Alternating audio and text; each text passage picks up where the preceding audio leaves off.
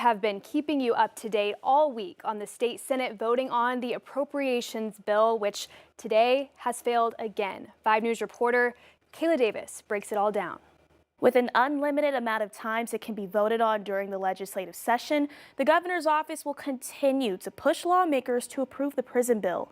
But so far, the votes aren't there. I want you to take a look at this. The first time the bill went to the Senate floor, there were 10 votes against it. Here are the lawmakers who voted, including Senator Stubblefield, who represents the area. Then the very next day, 3 more lawmakers voted against the appropriations bill, including Senators Clark, Kroll, Hickey, and Sullivan, who were either non-voting or present on Tuesday's vote. But Senator Sullivan changed his yes vote to a no vote yesterday, which leads to today, when again the Senate floor addressed the funding for the prison. And again, it failed, but with 11 votes. This time, Senator Clark changing to a yes vote and Senator Payton changing to present, which means it's a non-vote. But even though the votes aren't there, that's not stopping the Arkansas Board of Corrections from moving forward.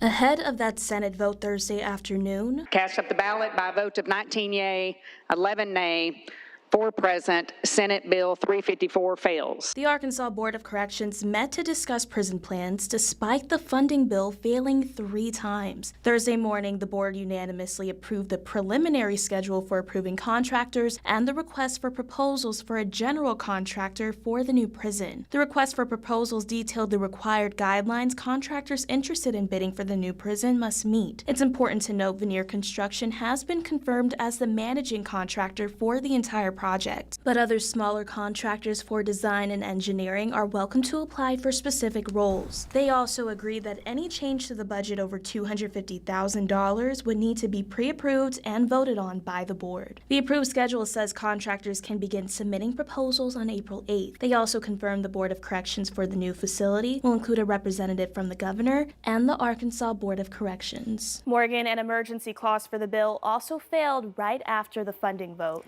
So it's my understanding that clause makes it so legislation can take effect immediately after signed into law, right? That's exactly right. The clause would let the bill avoid the 90-day wait period once the legislative session is over.